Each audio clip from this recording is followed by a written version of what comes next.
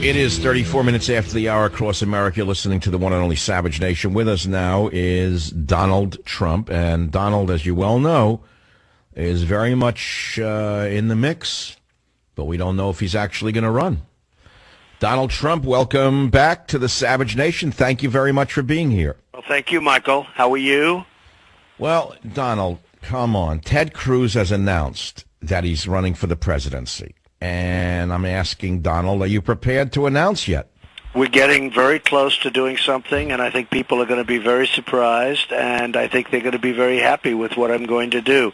I would say over the next couple of months, over the next few months maybe, but we are looking at it very strongly. I just got back from New Hampshire, which was very successful. I had the largest crowds and the largest everything, and it was great. I had a great time with the people of New Hampshire, and we're going to do something in the not-too-distant future in terms of announcement, Michael.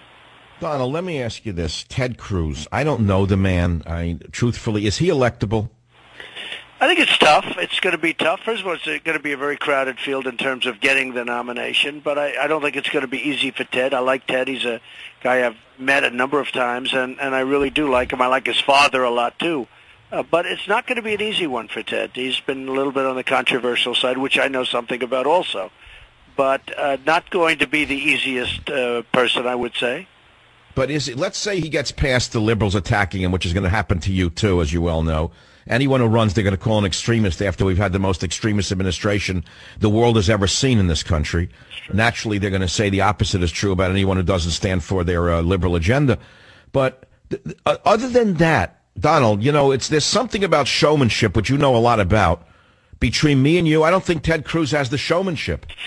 Well, he's a good speaker, and he's a good debater, and he's a smart guy, but he's got some views that a lot of people don't necessarily, care for. I would say this, it's not going to be easy for him, but it's not going to be easy for Hillary either, I suspect, right? No, she's not. I don't think she's electable anymore.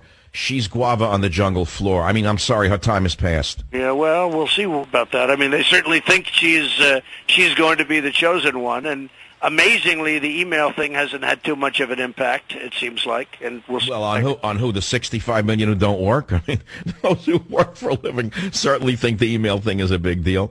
Well, a lot of people think it's a big deal. It seems that the polls are not thinking it's a big deal, which is a little bit surprising to a lot of people, actually. It could be the fun camps that you came up with. That must have wiped it away.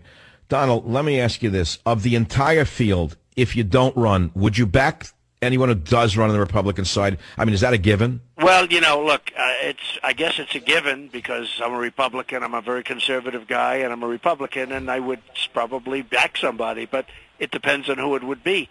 But Donald, why aren't you sure if you're going to run? What has to happen? Little time to figure it all out, and I'm in the process of doing it.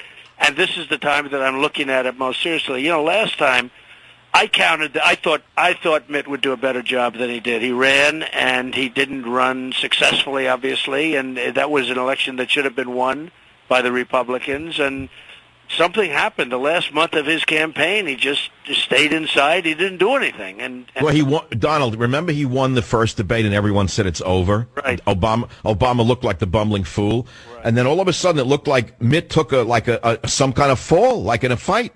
He didn't fight him. I don't know, Michael. I don't know. Was that advice? Was that bad advice? Did he choke?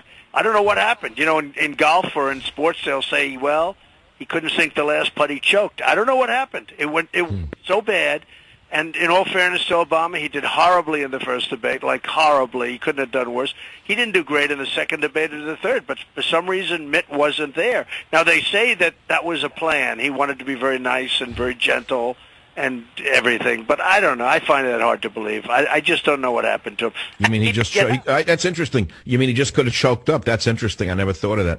Well, Donald, I certainly hope that you run, because I've said in my own book 2 books ago that we need a businessman to take over the country who's also a conservative.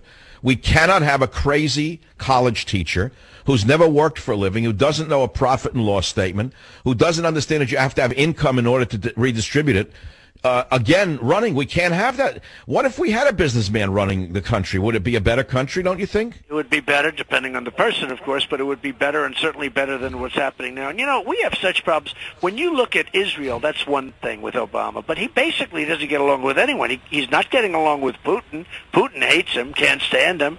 And it's almost like, you almost say to yourself, who likes him? Look at what's going on with Putin. First time I've ever seen this happen, where Putin is starting to throw out the nuclear stuff, okay? That's the big league. I've never seen that happen with a major power like a Russia. But he's all of a sudden throwing out nuclear alternatives. And I'll tell you what, and part of it is because he can't stand Obama. I think he's frustrated like everybody else. But Obama... Well, I know someone who likes Obama, Al Sharpton. Well, I know somebody else, the people of Iran. You got me there. Pretty good return, Donald. Well, Donald, look, I do hope you run. I mean, people say, he's not going to run. He's too big a business guy. He doesn't want to leave all that money behind. But there's a lot of other considerations. You've got a family to consider, and the security issues that you would impose upon them. Am I right, Donald?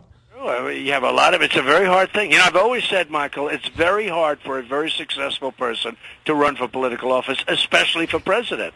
And you're giving up a lot, and you're doing a lot, and these politicians, they run. They're all talk, they're no action. They run. That's all they do is run for office. They run. If they win, if they lose. With me, it's a lot, but I'm very, very strongly considering it. And if I did it, I would make America great again. This country can be better than ever before with proper leadership. But you know what? If we have another 4 years like we've been having, if you look at what's gone on, if we have another 4 years like that, it's going to be very, very tough for this country to come back. That I can tell you. Well, you're a realist. This is the difference. Put aside everything else. Obama is living in an illusion of some fantasy world that never existed. You can call him anything you want. But again, if you have no grounding in a profit and loss statement, how can you run a nation? Or perhaps he's not competent. I mean, maybe he just doesn't get it. And, a lot of people say he has evil intentions. I actually don't see the evil intention. I think he just doesn't get it. I don't think he's, a very competent person. You look at what's gone on with Obamacare, it's a total catastrophe. By the way, a disaster like you won't believe, and it only really kicks in 2016. Yeah, it was designed to kick in when a Republican might win to make them look worse.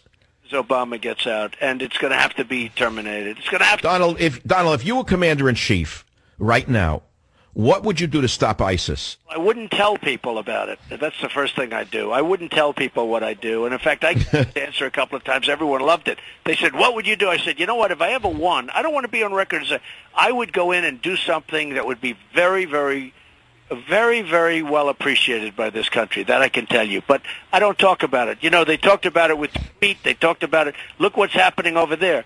We're going in 2 weeks. A couple of weeks ago, they're saying exactly what. We're going in 2 weeks. We're going to drop bombs. We're going in from the left. We're going in from the... They're saying everything. And I'm saying to myself, General Douglas MacArthur would be spinning in his grave right now as they give their game plan. And by the way, now they're having a very hard time. You see what's going on. They think this is going to be an easy little battle. But they said exactly when they're going in. So you know what I tell people? I wouldn't say what I'm doing, because if I win, I don't want people to know. I don't want the other side to know. And I don't want, another thing, I don't want them to know when I'm leaving.